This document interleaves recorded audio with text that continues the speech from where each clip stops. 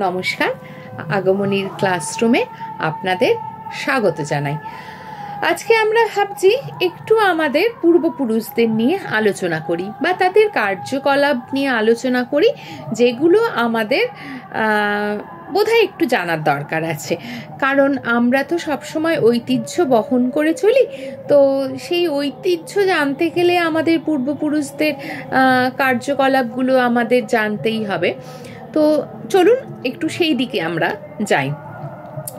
প্রথমে আসি, দেখুন আমরা সবাই জানি যে মানুষ তৈরি হয়েছে, একদম চলতি কথায় বলবেন যে বাঁদর থেকে মানুষ, কিন্তু ওইভাবে তো নয়। বাঁদর থেকে মানুষে এক লাফে চলে আসার মতো তো বিষয়টা না।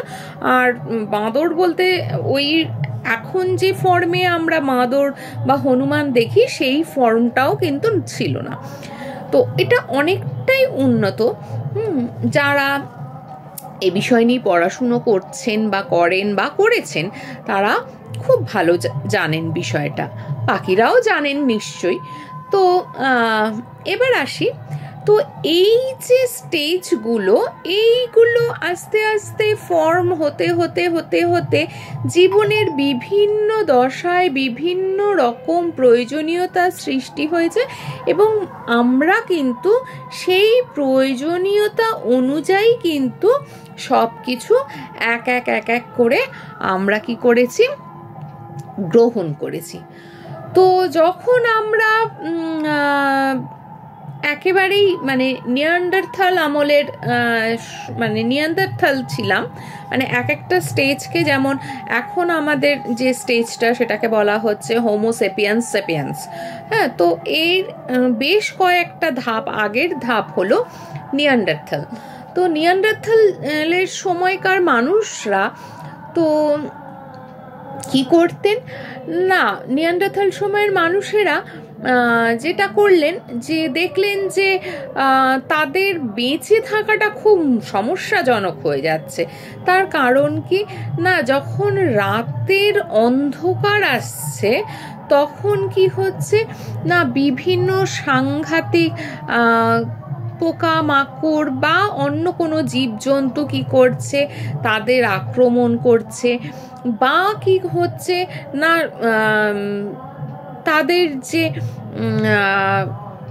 যে গুহাটায় তারা থাকছে সেখানে তারা একটা রাতের অন্ধকারে অনিশ্চয়তা বোধ করছে।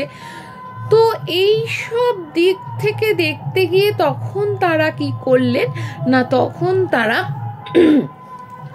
আগুনের ব্যবহার শুরু করলেন।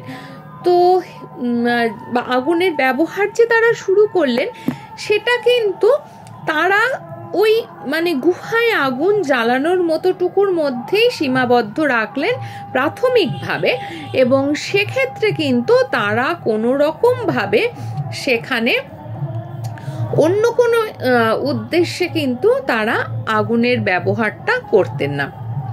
শুধুই মাত্র ওই রাতের বেলার প্রোটেকশনের জন্য বা শীতের সময় একটা উষ্ণতার জন্য, এইগুলোর ক্ষেত্রে কিন্তু তারা এই আগুনের ব্যবহারটা করতেন। এই আগুনের ব্যবহারটা তারা মোটামুটি শিখেছিলেন ইসরায়েলের কুইসাম নামক গুহাতে। এর চিহ্ন পাওয়া গেছে, সেই চিহ্নটাকে বিশ্লেষণ করে দেখা গেছে যে প্রায় 3 লক্ষ থেকে 4 লক্ষ বছর আগেকার। তার আমরা একটা ধরে নিতে পারি গড়ে মোটামুটি তারা আজ থেকে 3-4 লক্ষ বছর আগে তারা ওই সময়টাতে আগুনের ব্যবহার শিখেছিলেন। তো এই যে আগুনের ব্যবহার তারা শিখলেন, শিখে শিখে কি করলেন, এবং নিয়ান্ডারথাল যুগ থেকে আস্তে আস্তে করে তারা আরো এগিয়ে আসলেন। এগিয়ে এসে তারা কি হলো, হোমো এরিক্টাস এ চলে এলেন। হ্যাঁ, নিয়ান্ডারথালস থেকে হোমো এরিক্টাসে এলেন, এবং এই যে হোমো এরিক্টাসে এলেন, এসে কিন্তু তারা তখন ফিল করতে পারছেন প্রতিদিন তো নতুন কিছু শিখছেন, প্রতিদিন লাইফে কিছু চেঞ্জেস আসছে।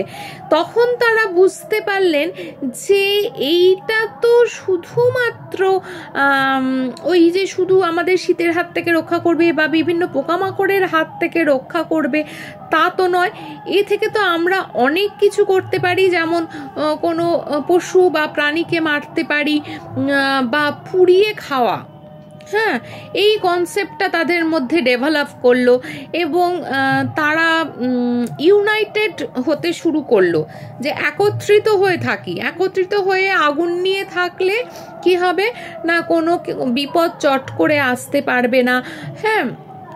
তো সুতরাং তারা কি করলেন, ইউনিফাইড হতে শুরু করলেন এবং আগুনকে কিন্তু তারা একটু একটু একটু একটু করে নানা রকম কাজে ব্যবহার করতে শুরু করলেন। এবার এই পার্টটা একটু তুলে রাখি, এবার চলে আসি কৃষিতে। কৃষি কিন্তু আমাদের আলাদা করে কিন্তু আমরা অনেক পরে শিখেছি। প্রাথমিকভাবে কিন্তু আমরা যা তৈরি মানে গাছে যা পাওয়া যেত সেটাকে পেড়ে খেতাম, এটাই আমাদের কাছে কৃষি বলুন বা যাই যে ভাষাতেই বলুন, এইভাবেই আমরা চলতাম। কিন্তু খ্রিস্টপূর্বাব্দ ৮,০০০ বছর আগে মোরাললেস কিন্তু প্রথম কৃষির চিহ্ন পাওয়া যায়, হ্যাঁ, এবং কোথাও কোথাও ৮,০০০-এর বেশিতেও পাওয়া মানে ৯,০০০ বা ১০,০০০-এর চিহ্নও কিন্তু পাওয়া যায়। তো সেক্ষেত্রে গড়ে একটা ধরে নেওয়া হচ্ছে খ্রিস্টপূর্বাব্দ ৮ থেকে ১৫,০০০ বছর আগে কিন্তু প্রথম মানে কৃষি ব্যাপারটা মানে চাষ করা ব্যাপারটা আসে। তো ভারতের ক্ষেত্রে কিন্তু এইটা আসে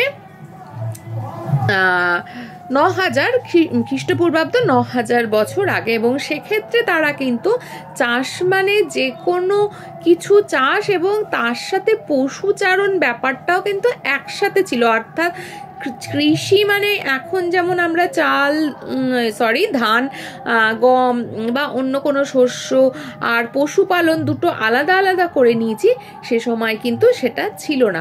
পশুপালন প্লাস এখনকার চাষাবাদ দুটো মিলিয়ে একসাথে কিন্তু কৃষি হিসেবে গণ্য করা হতো।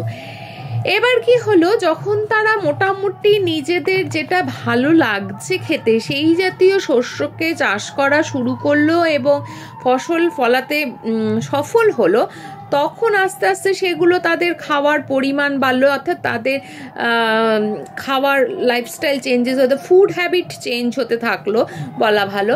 ফুড হ্যাবিট যখন তারা চেঞ্জ হতে থাকলো, তাদের সমাজ, তারা এই যে একজন করে মানুষ যে ছোট ছোট ছোট করে দলে ভাগ করে নিচ্ছিল যে এ গুহায় থাকবে, এখন বুঝে গেল যে চাষ করতে গেলে সবাইকে একসাথে হয়ে করতে হবে।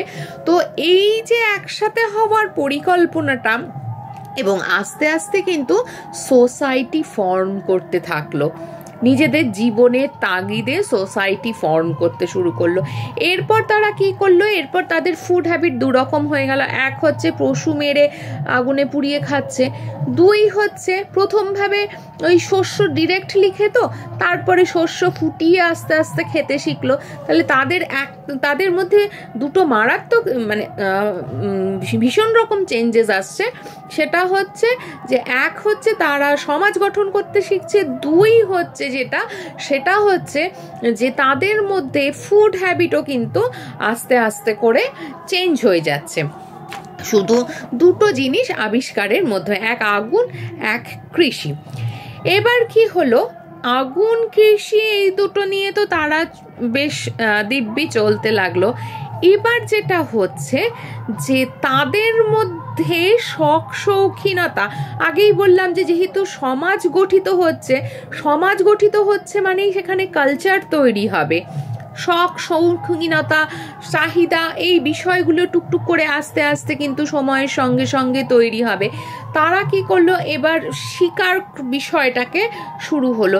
দেখা যাচ্ছে 1,200 বছর আগে ঠিকঠাক করে শিকার বিষয়টি কিন্তু সমাজের মধ্যে ঢুকে গেল, এবং সেই শিকার যে সবসময় খাওয়ার উদ্দেশ্যে না, সেই শিকারে কিন্তু ওরা বুঝে গেল যে অস্ত্র তৈরি করতে শিখে গেছে, এর মধ্যে অস্ত্র তৈরি করছি, আগুন আছে হাতে, সুতরাং আমরা শিকার করব শুধু যে খাওয়া তার জন্য নয়, এবার যেটা হলো ভালো লাগার জন্য বা পশুদের হাত থেকে নিজেদের বাঁচানোর জন্য তারা কিন্তু শিকার করতে শুরু করলো। এবং সেই শিকার করে তারা কিন্তু মানে বেশ তাদের জীবনযাপন কিন্তু একটা সামাজিক জীবন কিন্তু তারা শুরু করে দিল। এবং দেখা যাচ্ছে যে যত রকম সেই সময়তে যত রকম প্রজাতি ছিল, হান্টিং বিষয়টা বা শিকার বিষয়টা এত জনপ্রিয় হয়ে উঠল যে আস্তে আস্তে করে যখন আমরা মানে সভ্য একদম আজকের দিনের মানুষ হয়ে উঠেছি, ততক্ষণে দেখা গেছে শুধু শিকারের জন্য 95% স্পিসিস কিন্তু একেবারে বিলুপ্ত হয়ে গেছে, মানে সেই সময় যত প্রজাতি ছিল তার সাপেক্ষে। এইবার চলে আসি যে এইবার যেটা হলো যে আমরা কি করলাম, আগুন জ্বালাতে শিখলাম, চাষাবাদ শিখলাম, ফুড হ্যাবিট চেঞ্জ হলো, আমরা সোসাইটি গঠন করতে শিখলাম, শখ শৌখিনতা কালচার আস্তে আস্তে ডেভেলপ করতে শিখলো।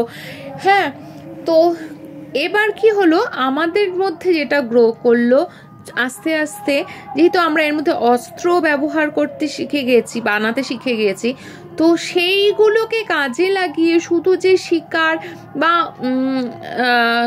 রান্না বান্না খাওয়া এইসবে বাসন কোসন বানানো সুন্দর করে, হ্যাঁ, তারপরে গুহার গায়ে বিভিন্ন রকমের ছবি আঁকা, হ্যাঁ, এই বিষয়গুলো কিন্তু আমাদের মধ্যে আস্তে আস্তে আস্তে আস্তে শুরু হতে থাকলো।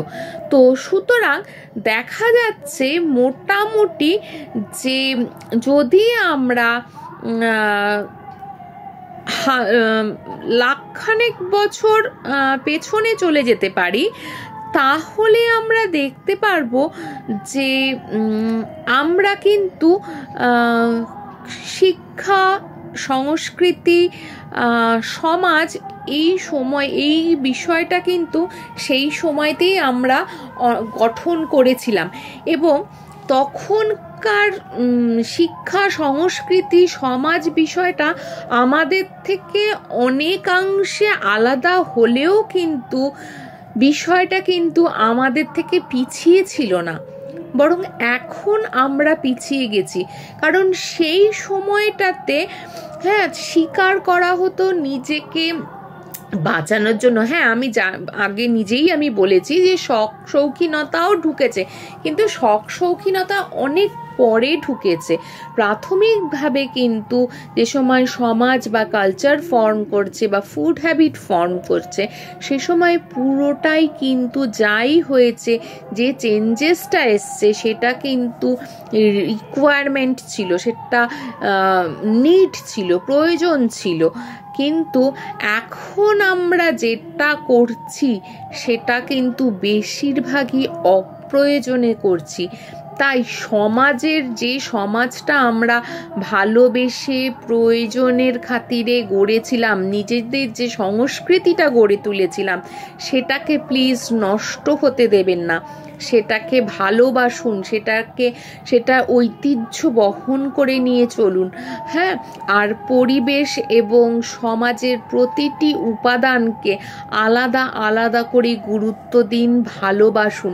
তাহলেই আমরা কিন্তু ভালো থাকবো। কারণ এবং আমাদের এই ভালো থাকাটা স্থায়ী হবে, কারণ সুস্থায়ী উন্নয়নের ক্ষেত্রে সমাজ, পরিবেশ এবং যদি ভালো হয়, অর্থনীতি অটোমেটিক্যালি ভালো হবে। এবং তিনটে ভালো হলে আমাদের ভালো হওয়াটা আর কে ঠেকায়। তাই প্লিজ নিজেদের ভালো থাকার জন্য চলুন আমরা আমাদের ঐতিহ্যকে ধরে রাখি এবং আমরা সকলে ভালো থাকি। তো ভালো থাকুন, সুস্থ থাকুন। ভিডিওটা ভালো লাগলে লাইক করবেন, কমেন্ট করবেন, শেয়ার করবেন। যারা সাবস্ক্রাইব করেননি তারা প্লিজ সাবস্ক্রাইব করে দেখবেন। দেখা হবে কালকে একটি নতুন বিষয় নিয়ে।